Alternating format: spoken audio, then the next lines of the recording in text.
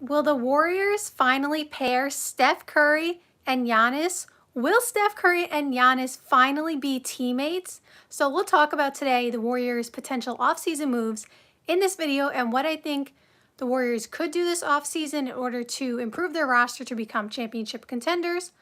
Although I do, personally, I think they had a chance to win the championship this past year had Steph Curry not got hurt. Like, obviously, Steph Curry getting hurt changed the whole trajectory of their playoffs, right? So with that in mind, what moves they could potentially make this offseason in order to increase their chances to be a championship contender and win the championship next year? So we'll talk about those moves in this video. So I'm going to break this down into, I guess, 3 different categories, and I'm going to talk about free agents that they could target, who I think might fit their roster and stuff like that. Trades that they could make for certain players, not just Giannis. We will talk about Giannis, though. We will get to him. And then talk about players who are currently on the roster, who are free agents, should they re-sign them, and those kind of things. So first, let's start with the players who are currently or who were currently on the roster this past season and what I think they should do in terms of those players. So just to give you a little insight into the Warriors' salary situation, they're actually in a pretty good situation without, the Jonathan Kuminga contract, because obviously he is a restricted free agent, so we're going to put him aside for a minute. Without Jonathan Kuminga's, contract into play right now, they are pretty well situated money-wise. Now, they don't have any money to go out and get a max player or anything like that, but like they are not, I don't think they're actually in any of the aprons, correct me if I'm wrong, but I think they're at $176 million currently. And so I believe that keeps them below the first apron and the second apron. So which means, okay, so let's start with the free agents first before I get ahead of myself. So they do have quite a few free agents. GP2 is a free agent. Looney is a free agent. I think Guy Santos is a free agent. What's his name? Pat Spencer. I forgot his name for a second. I was like, Pat Spencer, I believe, is also a free agent. And then there were a couple other players. And then obviously Jonathan Kuminga is a restricted free agent. So I believe, or I think, that GP2 and Looney will be on the roster next season. There's no doubt in my mind that they will re-sign with the Warriors. I do think that it's going to be on veteran minimums for both of them because that's just kind of how the landscape of the NBA is right now, with other teams around the league and their contract situations and stuff like that. So I do see, unfortunately for them, smaller contracts for GP2 and Kevon Looney, but I think that they are very happy with the Warriors and I think that they want to stay. And so whether or not it's an actual pay cut for them that they're taking, I do think that they will be on the roster next season, and I think the Warriors would love to have them back. So GP2 and Kevon Looney, in my opinion, you can just check them off for being on the roster next season. Whatever the contract is, whatever they end up working out between, each other. So with that being said, so that's the 2 obvious free agents. Like I said, we'll get to Kuminga a little bit later. After that, let's get to actual free agents who are not on the roster, who I think the Warriors should target and could potentially get on their roster, who would definitely help them, become a deeper team, have more versatility, and be able to, push themselves further to win the championship next year. So the first player that I think they should target should be, in my opinion, Caris LeVert. Caris LeVert, is long removed from his days on the Nets, of course, but if you remember Caris LeVert when he was on the Nets, he was going to be an all-star, except for the fact that he had, I believe he broke his foot like 2 months into the season. Like, he was on the trajectory to be an all-star that season. Like, that is the type of player that he was at that time. Now, obviously, he is older at this point and he's had more injuries and stuff like that. However, he's still a very good player. And in my opinion, I think he's still a super underrated player. Like, Caris LeVert, when he was on the Cavs this past season, every time he got to start and got major minutes, he was putting up 20 plus every time, right? Like, he can still do that. It's just that's not his role anymore, right? So my point is, he could be a guy who is someone who can literally create his own shot, who is, in my opinion, reliable, and will give the Warriors extra versatility from the wing position, because he's technically a 2-3. I believe when he was on the Nets, he was playing the 2. I think on the Cavs, he's playing the 3. So, like, he can play, you know, the 2 or the 3 and bring scoring, some defense, like just another person on the roster who you can rely on and count on to, you know, be where he needs to be on the offensive side, on the defensive side. You know, he'll learn their schemes or whatever. And he's coming off a contract that I think he's making like $18 million. Now, that's not to say he's not going to have interest on the market. He also got traded to the Hawks, I forgot to mention, mid-season. So he didn't finish the season on the Cavs. But with all that being said, I'm not saying he's not going to have interest elsewhere, and other teams could offer him more potentially, depending on what other teams are offering. Because again, if the Warriors don't, if we take Jonathan Kuminga out of the equation for a minute, the Warriors can technically offer him or anybody else the full 14.1 mid-level exception. So again, the Jonathan Kuminga situation is going to change a lot of things, but I'm just saying, like, as it is without the Jonathan Kuminga contract and stuff like that, they can give anybody the full 14.1 million, which is definitely something that would bring in a really good quality player. So keep that in mind. So whatever the number is, I don't know, but I would say Caris LeVert should definitely be a target for the Warriors. I think they both would benefit from that situation. You know, Caris LeVert can add value to the team, and I feel like that can bring them closer to winning a championship. So that's number one. The next free agent target would be Tyus Jones. Now, Tyus Jones, it's funny, I was talking on live stream yesterday about Trey Jones, because I was talking about the Minnesota Timberwolves offseason moves, and I was saying Trey Jones is someone that would really be beneficial to the Minnesota Timberwolves team, because I felt like they need to get another point guard, because Mike Conley is getting older. And so with that being said, I had an epiphany on live stream about how Trey Jones and Tyus Jones are brothers. And for whatever reason, I never put 2 and 2 together. I don't know why I never, you know, put 2 and 2 together that they are brothers, but they are brothers. I looked it up after the video. So anyway, so Tyus Jones, if you don't remember him on the Memphis Grizzlies, he was the guy who was so reliable in the sense of like a sturdy backup point guard who's not going to make any crazy, flashy, you know, moves like Ja Morant. But what he's going to do is he's not going to turn the ball over. Like, if I remember correctly, he had one of the best assist to turnover ratios. Like, it was rare for him to turn the ball over. He's going to get you a shot every time. And when Ja Morant was out, that team was still rolling. And a lot of it had to do with, you know, him being such a steady point guard. Like I said, he's not going to score 30, most likely. He's not going to, you know, grab 15 rebounds. Like, he's not going to put up crazy stats, but he's going to be solid on every aspect. And that is something the Warriors could definitely use when Steph is off the court. Obviously, Jimmy helps that, another ball handler. And Draymond is obviously a ball handler for them, but, like, they don't really have another point guard ball handler, like pure point guard, if that makes sense. And so Tyus Jones would be the perfect addition to that. Like, another pure point guard who can run the offense while Steph is on the bench. Again, I know Jimmy can do that and Draymond, but, like, sometimes you want those two players off the ball and not necessarily always on the ball and playmaking, like, because Jimmy can be really effective off the ball as well.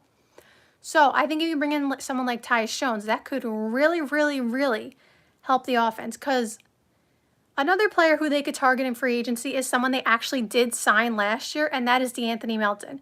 But the problem with DeAnthony Melton is that he's coming off that, I believe it was an ACL tear. And the only reason they traded him to the Nets was because of his ACL tear. And they, unfortunately, you know, knew he was not going to play all season. And because they were trying to contend for a championship, he was, you know, taking a roster spot where he really couldn't contribute. Like, he couldn't play, right? So it wasn't like a personal thing as to why they traded him. Because when he played, He didn't play much. He only played a little bit for the Warriors, but when he did play, it was instant, like, he instantly clicked, and he's a very, very good defender. And that's kind of what they wanted, like a point guard who can, you know, be solid and run the show and be a very good defender. And so that's what he brought. It's just unfortunate he got hurt. So they could target him again. And I would think that he would come on a veteran minimum. But coming off the ACL, it's hard to say if, like, he's ready to, you know, just go again like that. So it's definitely something to consider. I just don't know coming off that injury if, like, you know, the timeline works. But I think as a player, he definitely fits again because there's a reason they signed him the first time. So he's something to consider. I'm just saying the injury may, you know, hinder them from signing him again. But Tyus Jones, definitely someone to consider and that they should look at. Another person that they should kind of consider, but I am hesitant on if it's, I feel like it's good in some ways and not great in others. And so that's why I'm like, I'm not sure if it's the best fit, but I guess it's, if it's a veteran minimum, maybe it's like worthwhile, is Brook Lopez. Now, Brook Lopez is, you know, getting up there in age in terms of NBA age. And the Warriors do like to play faster. And he definitely, you know, Brook Lopez is not necessarily the fastest player out there, right? Like, he's, you know, a little slow, to say the least. He's still effective in what he does, but he's definitely not the style, right, that the Warriors play in terms of, like, speed and all that kind of stuff. Where he is very effective is obviously being a stretch big who can shoot the three. We know he's very good at shooting the three. And the Warriors definitely could, you know, they would like someone like that. Like they have Quinton Post that they drafted last year as a rookie, and he was definitely their stretch big. But Brook Lopez obviously brings championship experience and things that Quinton Post, you know, can't bring because he is still very young and inexperienced. And we know Brook Lopez has been a very good defender on the Bucks. So I would say it's something to consider. I don't know if that's the best option. I'm just saying it's something to consider for the Warriors because he's coming off a like $22 million contract, and I don't think he's getting that, you know, elsewhere.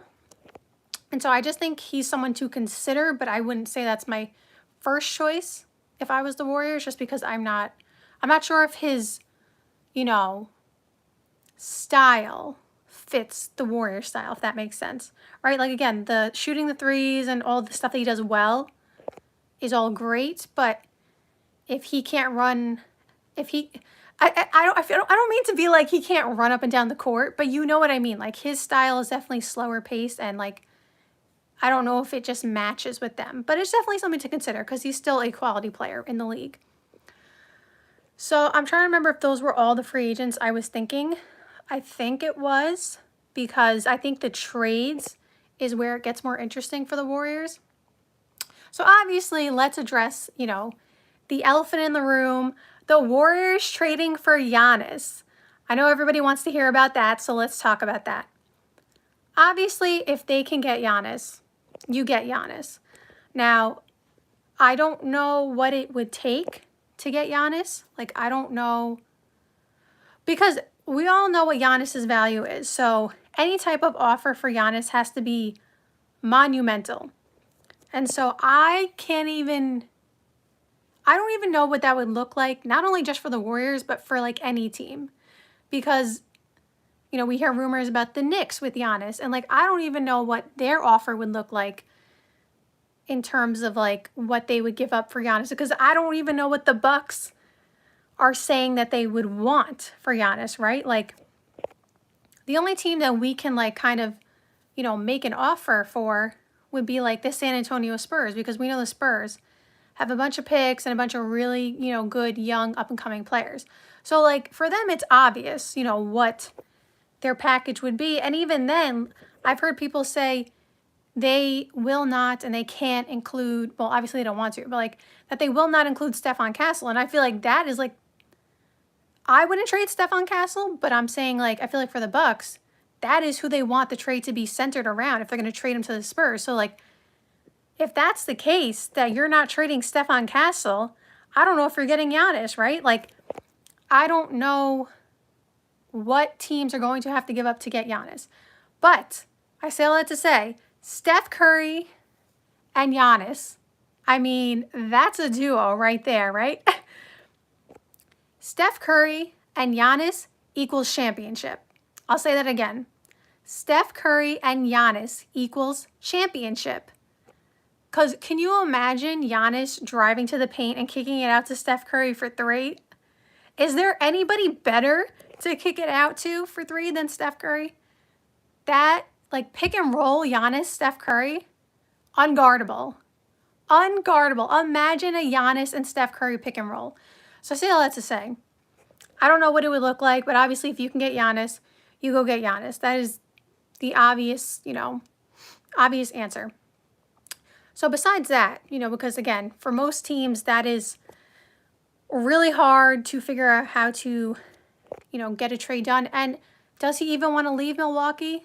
I don't know. Like, does Giannis actually want to leave Milwaukee? Is he going to request a trade? We still don't even know. So I'm just saying keep that in mind, but we don't know yet. However, there are 2 other players who I have not seen their names mentioned in trades at all around the league, but these 2 teams are definitely potentially sellers, and that is the Chicago Bulls and the New Orleans Pelicans. Now, who could the Warriors want from the Bulls and the Pelicans? Well, from the Bulls standpoint, it would definitely be risky because of his health concerns, but isn't Lonzo Ball like an amazing fit for this Warriors team? Like I told you a few minutes ago, what the Warriors want, or wanted last season, which they still definitely want this offseason, is a point guard who can run the show when Steph is out again, because they could just use another ball handler who also is a good defender. Lonzo, that's basically his calling card, being a good passer, being more of a pure point guard, getting others involved, but can still score himself, of course. Being a pretty good rebounder also for, the point guard position. And defense. That has been his calling card. Now, he's coming off, we know, he played this season, but before that, people thought he was never going to play again. So, like, it's a big risk to trade for him. His contract, there's only, 1 year left, I believe, at, $10 million. So, it's definitely easy to get a deal done money-wise.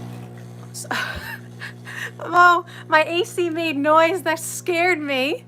It's making noise. Sorry. You'll have to just ignore that. That really scared me. So it definitely would be a risk to trade for Lonzo just because of his health concerns. But if he does stay healthy, sorry, again, you have to ignore that noise until it just stops making noise. But as long as Lonzo stays healthy, he could be so effective for this team, for the Warriors. Like, he's kind of what they would be looking for. It's just, again, is it worth it because of his health concerns? That is the question. The other player who I think would be really, really interesting, and if the Warriors could trade for this player and not give up anything super significant, because I think he does have, I'm not sure what his value is around the league, but I think he's a pretty valuable player, and that is Herb Jones. Herb Jones, like, the Pelicans are in a weird spot, and we all, or a lot of us, feel like they might start rebuilding soon, which is, crazy because they have so many really good players. I wish that would stop making noise already. It's very annoying. Thank you. Herb Jones has been awesome on the Pelicans. And what is his calling card also? Defense. And he is a top tier level defender. Like, Herb Jones can defend multiple positions. He's long, he's fast, he's young. He fits exactly what the Warriors would want to do. So I feel like if you can get the Pelicans to trade you Herb Jones, that could be a game changer for the Warriors. Like, his defensive ability is something special. And like we've talked about before, sometimes the best trades and the most effective trades are not necessarily the biggest ones with the biggest names. Like we've discussed the Drew Holiday trade, for the Celtics. Drew Holiday, very, very good, player. And like an all-star and all defensive player, and like he is a top tier player at what he does, right? But he is not Giannis. But the Celtics traded for him, and guess what happens? They win a championship because he's that important, right? So like even though Drew Holiday was not the big name that Giannis is or some other players, he was still one of the keys to the Celtics winning the championship because they were able to get him and get his effectiveness and everything he does well without giving up their core. So they still got to keep Derek White and Jason Tatum and Jaylen Brown and, you know, everybody else. So with that being said, Herb Jones could have, you know, huge impact for this team without them having to give up, obviously, anybody super significant or like a ton of picks or, you know what I'm saying? Like, he's going to obviously cost something, but like, it's not going to cost you Steph, Jimmy, or Draymond, right? Like right there, that's 3 players who are top tier at what they do as well. So like, you're not going to have to give up any of those 3 for Herb Jones. So what I'm saying is like, if you can pick him up, he may be the low-key steal of a trade. And then let's quickly talk about the Jonathan Kuminga situation because I know that is looming in the background. The Jonathan Kuminga situation is very tricky because there are so many options they could go. They could keep him. They can literally just re-sign him to a multi-year deal. Let's just say $25 million per year. They can do that. He's a restricted free agent. They can match any offer that any team offers him. So if someone offers him something and they want to keep him, they can do that. They can sign and trade him. That's an option too. They could let him walk, but I don't think that option, I don't think that option is going to happen. Like if he's going to walk, I think it's going to be a sign and trade. I don't think he's just going to walk to another team, right? So, but they have options on what they could do. Sorry, it's making noise again. I don't know why he does that. Very annoying. So I think if the team and him obviously decide that they want to move in a different direction and, you know, they don't want him and he doesn't want to be a part of the team, then obviously a sign and trade is the route that they'll probably go.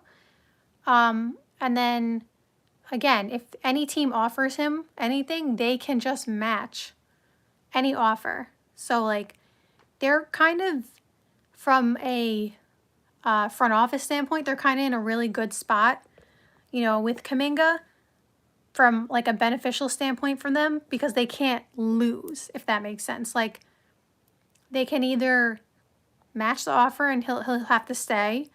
You know, they obviously don't want a disgruntled player, and I'm not saying Kuminga doesn't want to stay, but I'm just saying like, you know, they can match any offer. Like he can't just leave. He's not an unrestricted free agent. And then again, they could do something where if they both feel like they want to go in a different direction, sign and trade, and then, you know, they get some value back from him for whatever they trade him for. And then obviously he gets to go to another team and do whatever he wants to do, right?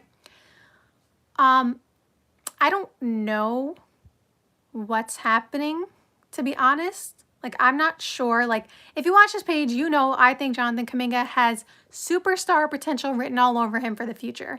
Like, you know that is my opinion on him if you watch this page. So, it's hard for me to watch any team, you know, give him up, right? Like, because I just feel like he has superstar potential written all over him. So, I feel like when you have someone with that potential, you don't trade them.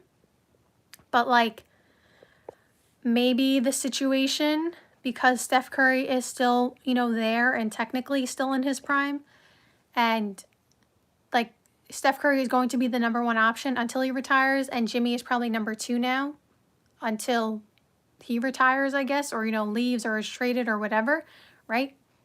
So Kuminga is not going to get to be the #1 option on this team, at least for a few more years. So it's a question of, is he able to push through as the #2 or #3 option scoring wise, but still be effective and score like 20 plus points per game and be okay with not being the #1 option, you know, and then in a few years when Steph does retire, he can take over and then blossom into that superstar. And you could still blossom into a superstar while Steph is there. But obviously when you're not the number one option, it's a little bit harder. So I'm saying I feel like Jonathan Kuminga can add a lot of value to this team. I've always felt that way. I always felt like, again, he has superstar potential. I feel like there is a way to make it work where everybody is the most effective. But again, it's hard when you have so many different players at different stages of their career. So I don't know what route, both parties are going to end up going, but I think either way, it's going to work out beneficially for both. So if Kuminga stays, I think the Warriors will be happy, and I think Kuminga will be happy, and I think he will flourish in his role, whatever that may be next season. And if Kuminga wants to leave and the Warriors want to move on from him, I feel like it will also be beneficial for both parties, because then he will get to, do what he wants to do elsewhere, and the Warriors will get some value back from him because it will probably be a sign and trade. So I don't know what route they're going to go, but I think either way, it's a win-win for both Kuminga and the organization. So that's my opinion on the Warriors offseason moves. Thank you guys so much for watching this live stream, and I hope you enjoyed it. See you next time. Bye!